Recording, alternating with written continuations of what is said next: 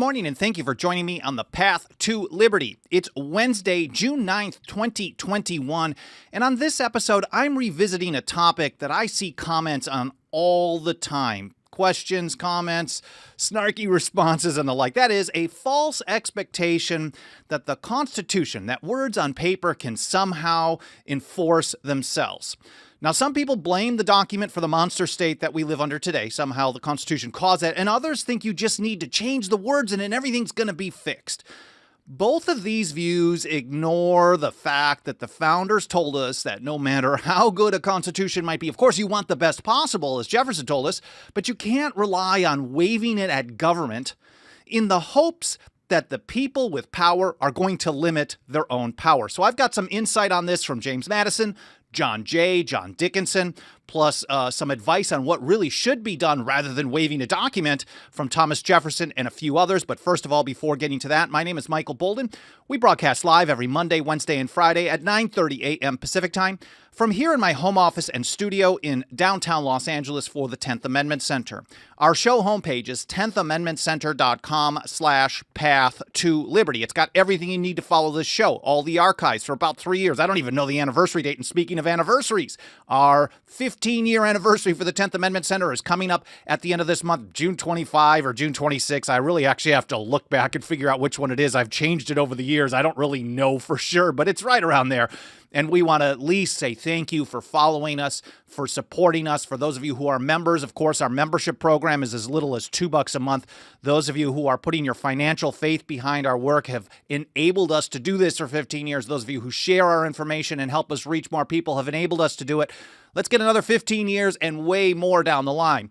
Of course, on that show homepage, you're also going to find all the platforms, video, audio, and on individual episodes, I will link to stuff that I reference so you can read and learn more in context on your own time. Again, that show homepage is 10thamendmentcenter.com/path to liberty. I want to say a quick hello to everyone out in the live chat almost everyone, while I give everyone a few more moments to get notifications to join us on the live stream.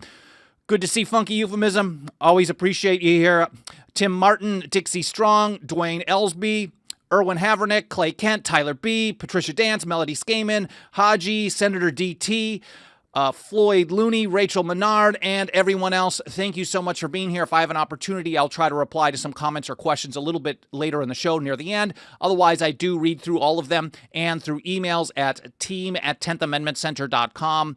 Throughout the week, and I appreciate all the feedback. I get tons of ideas for new episodes. Anyways, let's get right to this. It is pretty common for us to hear from people who are actually friendly to our work, that is to our end goal, that is advancing more individual liberty, that the Constitution is somehow at fault for what we live under today. That is the largest government in the history of the world, that it's the document that has caused the problem that we live under.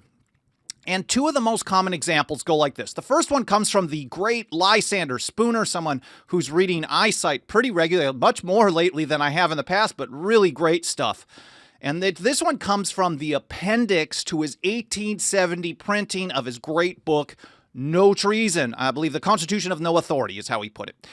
And here's the quote that a lot of people like to cite. They just cite this quote and nothing else as their kind of, aha, gotcha. Why are you guys even talking about the Constitution? Because of this. And here's how Spooner put it. But whether the Constitution really be one thing or another, this much is certain, that it has either authorized such a government as we have had, or has been powerless to prevent it. In either case, it is unfit to exist. So that's the first example. And before jumping to the second one, a quick note, this actually, in this appendix, this actually followed an explanation from Spooner, a passage where he's basically saying the way that they were using the Constitution. Of course, one of his big things was the unconstitutionality of slavery, the Fugitive Slave Act as well of 1850 and 1793.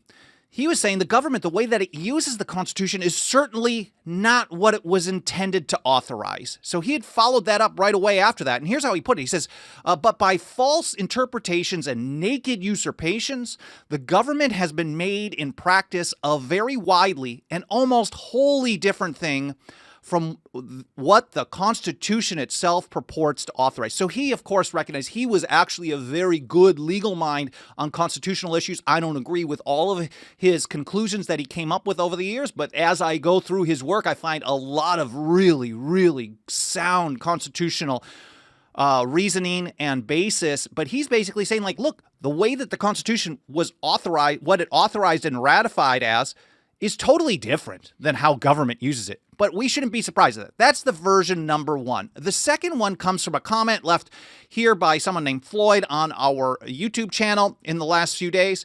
And here's how Floyd put it. If we ever get a chance, we need to delete or rewrite the interstate, general welfare, and necessary and proper clauses. Of course, as TAC, I ask why? Why? What's your goal? And I'm just curious. I'm trying to elicit a response here. And the response was because those have been used to justify nearly every expansion of government power from the get-go. Now, Spooner recognized right off the bat pretty much the same thing, that what was originally authorized, or what was really supposed to be authorized under the original legal meaning of the document, was far different than what they were doing even in the mid-19th century. And it was far from the largest government in the history of the world at that time. So, of course, they're using much more today. But is the problem the document itself? And I think it's almost as if they believe here that just getting the right words in there is going to fix things. But I think we've been warned otherwise. Here's John Dickinson, the great penman of the Revolution, in his Fabius Letters, number 4, arguing for ratification of the Constitution in April of 1788. Of course, this will be linked to in the show notes so you can read it yourself. He says this. Actually, this is not in his Fabius Letters. I'll get to that in a moment.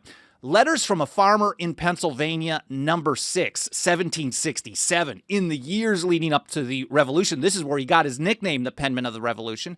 And he reminded us that no matter what words you put there, of course you want the best ones possible.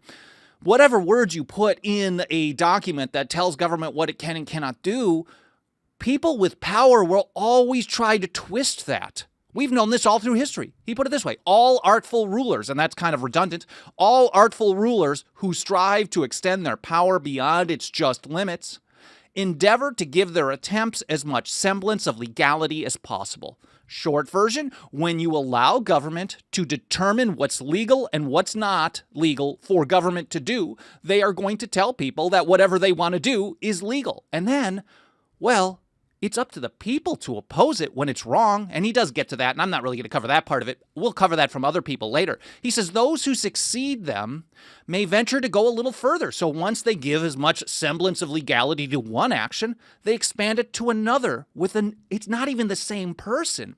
It's future rulers, future politicians, future people with power will always look at every expansion of power not as a violation, but as a new baseline to build upon. He says, those who succeed them may venture to go a little further, for each new encroachment will be strengthened by a former. This is the case against precedent.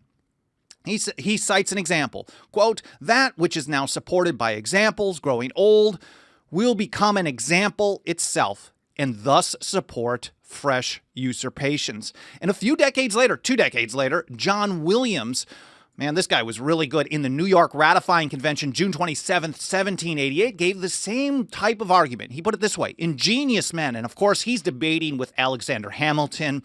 Hamilton did a complete 180, and maybe we'll cover that on Friday's episode, but ingenious men may assign ingenious reasons for opposite constructions of the same clause.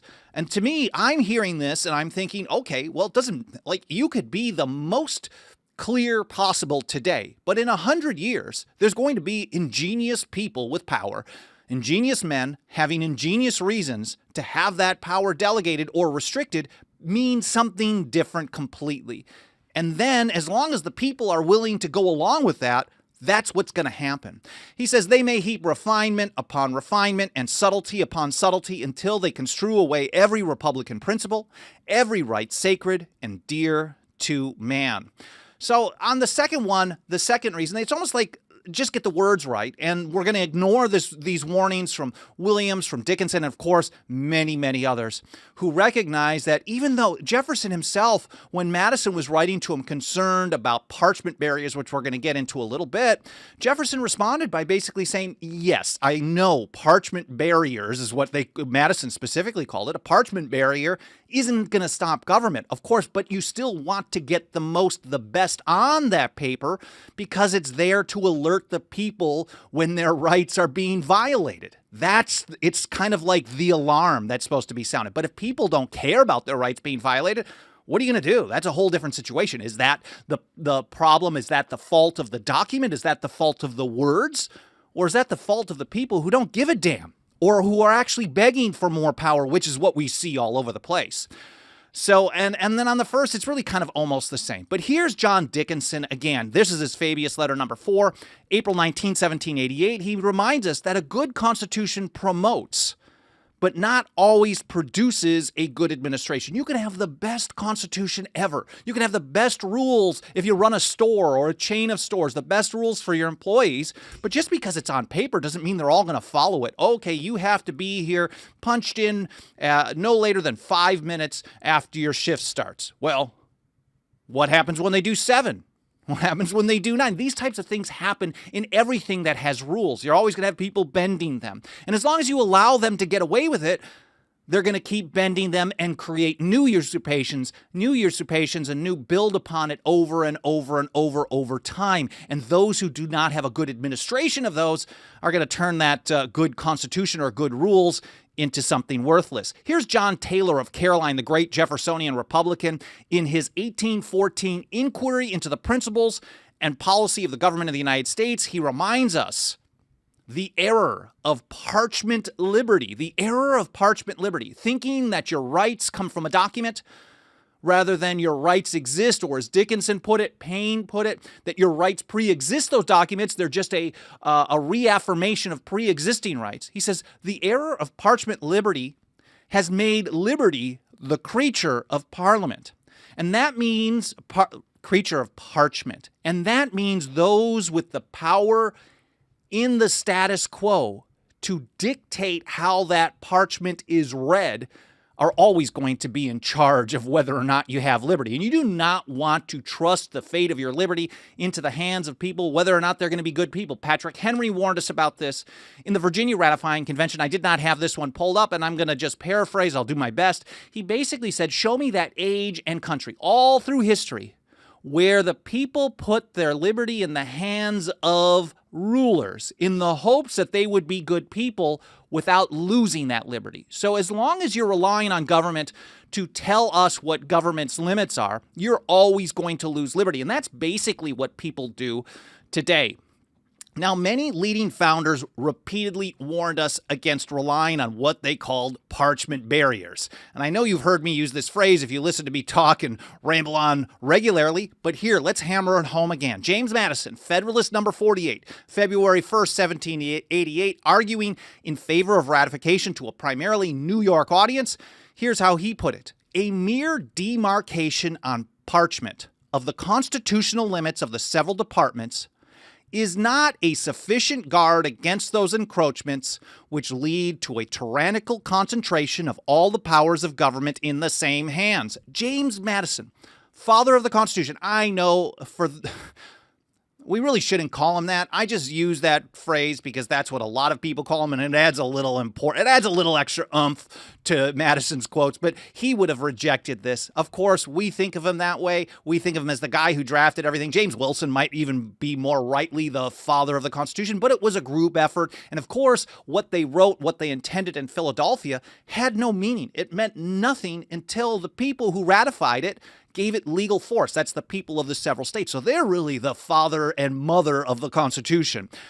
So here's James Madison himself telling us, like, look, just putting stuff on paper, on mere parchment, telling us the limits of these powers is not enough. You need something else. And we'll get to that something else in a little bit. Here's James Madison to Thomas Jefferson, October of 1788. He says, experience proves the inefficacy of a Bill of Rights on those occasions when its control is most needed. So when you really need the government limited to not violate someone's rights as listed in a Bill of Rights, he says repeated violations of these parchment barriers have been committed by overbearing majorities in every state. 1788. Things were barely off the ground. It's not like they were telling us, oh, just get this Constitution in and, get the right words and just wave the document. Say, see, read this. Read the Second Amendment. Read the Fourth Amendment. Well, it wasn't even an amendment at that point. Read Article 1, Section 8. This is all you're authorized to do. And then they're just going to follow it. Madison himself knew when he was talking with Jefferson about putting together a Bill of Rights for ratification by the states.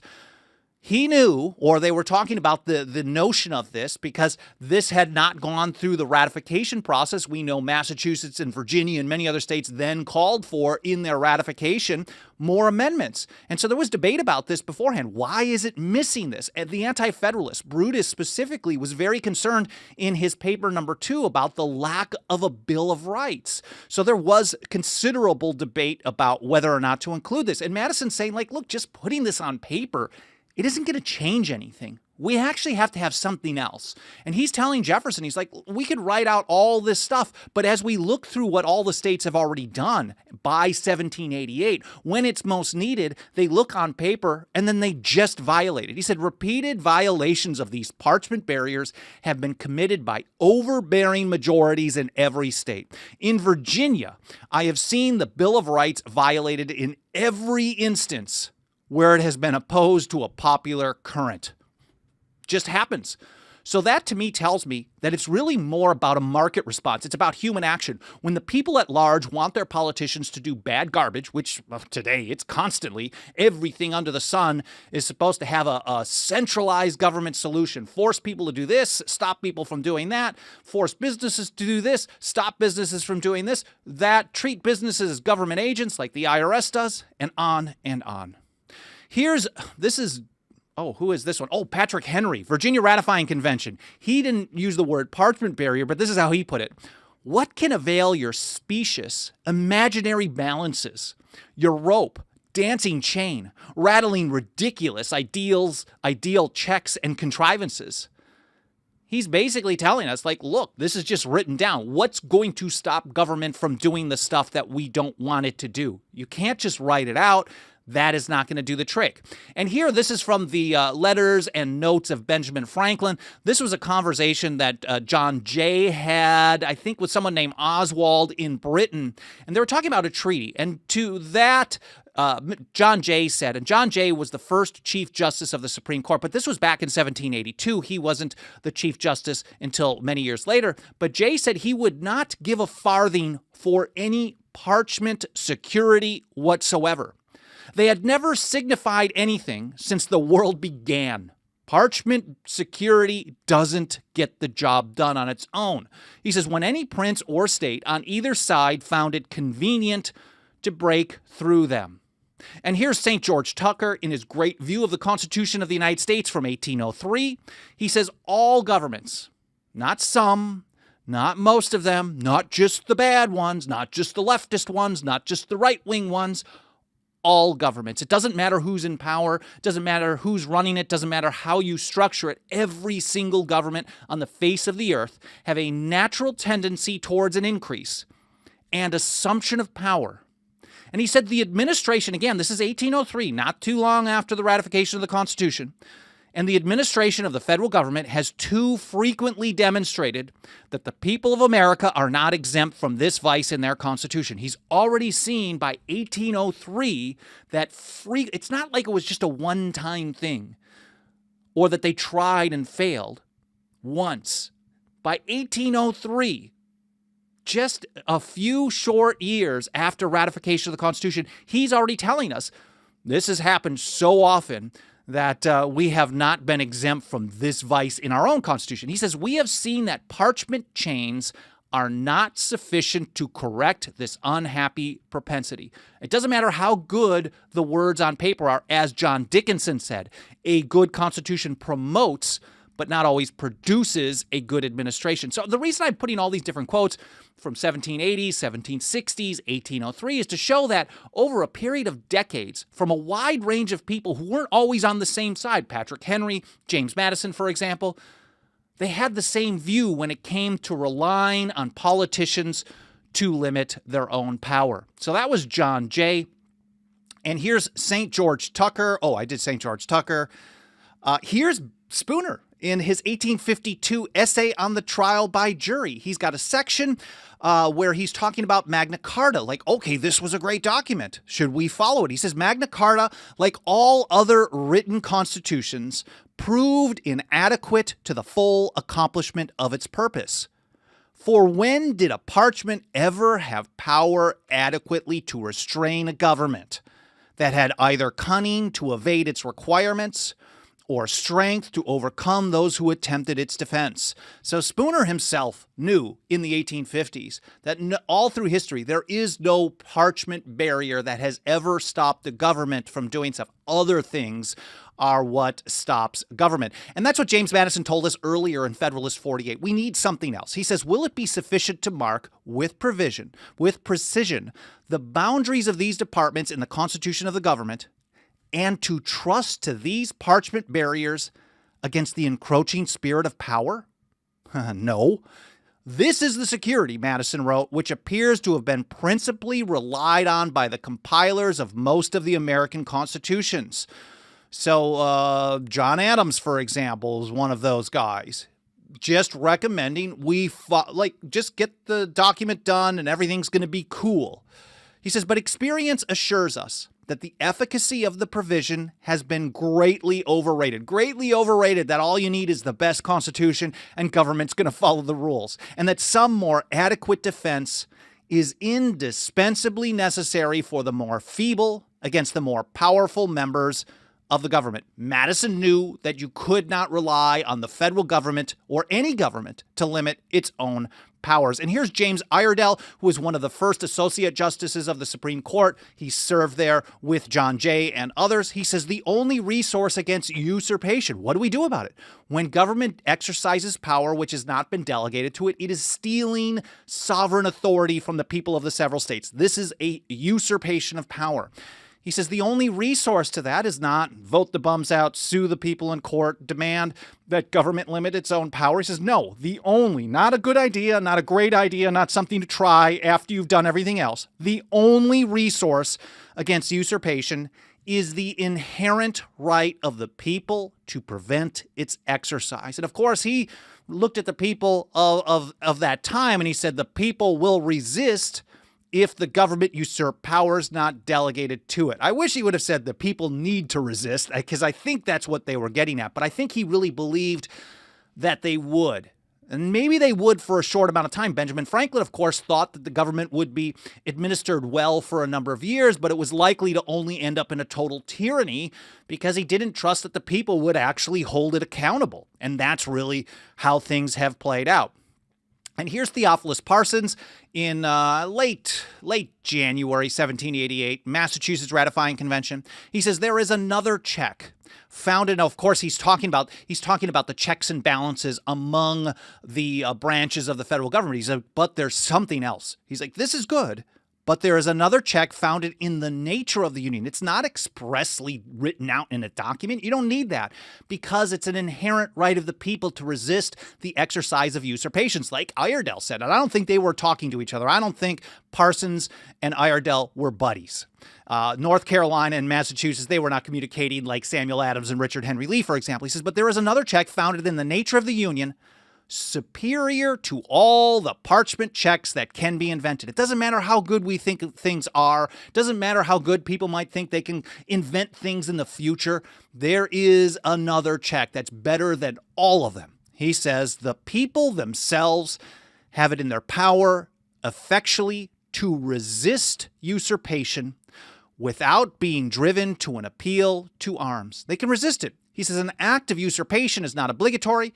It is not law, and any man may be justified in his resistance. Again, same thing that Iredell was saying down in North Carolina. And here's Thomas Jefferson in his very early draft for the Kentucky Resolutions of 1798. This was drafted somewhere before October 4th of 1798. Again, same message. He says, in the case of an abuse of the delegated powers, when government violates the delegated powers or just abuses them, uses them, maladministration. For example, they have the power to regulate commerce among the several states. Well, that doesn't mean they have to. They have the power to declare war. So if they use that power in a way that the people don't like it, that's an abuse of the delegated powers according to the people. He says, in that case, the members of the general government being chosen by the people, a change by the people would be the constitutional remedy. So when they just do things that you don't like the policy, as long as it still is an exercise of a power delegated to the federal government in the Constitution, that's the vote the bums out strategy, according to Thomas Jefferson. But, he said, where powers are assumed which have not been delegated, a nullification of the act is the rightful remedy. So when government violates the limits on its own power, when government does stuff that they're not authorized to do in the first place, we're not supposed to just sit there and beg them to fix the problem that they created in the first place. The people need to resist. The people need to use nullification. I'm not going to explain all the ways that that is done. Of course, you can go to 10thamendmentcenter.com/report to learn more about the history on that and the current application today. But that's what really needs to be done. I want to take a quick look over in the live chat. Of course, if you enjoyed the show, please consider smashing the like button, leaving a review on Apple Podcasts or any other podcast platform, subscribe, get notifications, comments, all that stuff triggers the algorithm and tells the platform to show the program to more people. Let's take a look over in the live chat and see what we can find. Lysander Spooner rocks it every time. Erwin Haverneck. Yeah, I mean, really, really great stuff. Thought-provoking. Even where I disagree, I think very, very thought-provoking. Rachel Menard. My mom and grandmother used to tell me all the time, that room ain't going to clean itself. This is an awesome comment. Thank you. Or sticks and stones may break my bones, but words will never hurt me. So if you just wave a document at people and say, see, if you don't do this, we're going to vote you out. That doesn't change anything. That doesn't stop them. That government is never going to limit itself. Let's see what else I've got.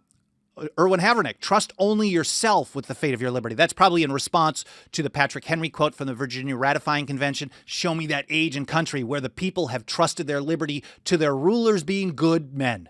So that is, here's the document. This is what you're supposed to do. And if you're a good person, you're going to follow that document. And we've learned that maybe you get one of those people every decade, every 50 years at best. And when you're talking one out of hundreds, this is really just a terrible strategy. Blue North Wind, I need to write you for an opinion on something. Oh, that's for Funky. I wrote to TAC. Oh man, I've been so bad. Blue North, I apologize. If you've written, I'm starting to catch up, but I've been about 4 to 6 weeks behind on getting back to some emails. I do reply to some of them very quickly if I just happen to see them, but a lot of them I'm just putting in the reply later because the workload has been so heavy, which is a positive. It is a bad problem, but it's not the worst problem to have, is that we have been getting so many people reaching out to us. We're doing so much work on the nullification movement. Right now, actually, we're wrapping up. Mike Meharry has written this awesome book on the Federal Reserve versus the Constitution. I'm not sure if that's going to be the final title. It's somewhere around 60 pages for an ebook or a handbook. It'll be available later this month for free download for TAC members only. Then a little bit later on, we're going to have it available as a printed paperback and an ebook for the general public as well. But this thing is just awesome. We're working on that. Of course, we've got our State of the Nullification Movement report that's going to come out in the next few months. We've got to finish all the nullification season for 2021, but we've been really, really busy doing a lot of great work. So I apologize, Blue North, that I missed your email so far, but if you suddenly get a reply some weeks later, you'll know what's going on. Senator GT, we must educate ourselves on the Constitution and take control of local and state governments. Then we can nullify all unconditional federal action, thus neuter them. Absolutely, because as long as people are thinking, well, it's okay for them to do this, or I like that they do this, then nothing changes. then you just have this battle, what we have today, which is a kind of a low-grade civil war. This is what my great friend Tom Woods, who I was lucky to see, who's in town with his beautiful daughter last night, but we were able to see him for dinner. But he used to have this great saying. He's like, what they're doing today, what they do in modern times, is has a low-grade civil war every 4 years, so one side can take control of the whole giant federal monster, rather than dealing with violations of the Constitution and liberty as they happen. And now it happens almost constantly. Everything is a battle for centralized, nationalized control over anything and everything. Well, I'll take a quick look over at the live chat a little bit later today. I will read through the comments in the archives. Of course, please continue leaving those comments or email me. I will reply. I do read them all as they come in, or probably like 1 or 2 times a day. I read through all the emails. So I see all the great ideas, the feedback, the suggestions, and things like that. And when it's urgent, I do try to get back to it as quickly as possible. That's team@10thamendmentcenter.com. And of course, our membership program. Annual members get this awesome 110% Tenther card with our Latin phrase Concordia res parve crescunt from John Dickinson. It means small things grow great by concord. We live by this. Every small step for liberty sets the foundation for more liberty in the future. Whether it's going to be in our lifetime or generations to come, that's what we believe. We believe we have to do what's right, and that's the Constitution. Every issue, every time, no exceptions, no excuses. Our membership program is 10thamendmentcenter.com/members. I really appreciate you being here. I hope you enjoyed this episode, and I'll see you next time here on the Path to Liberty.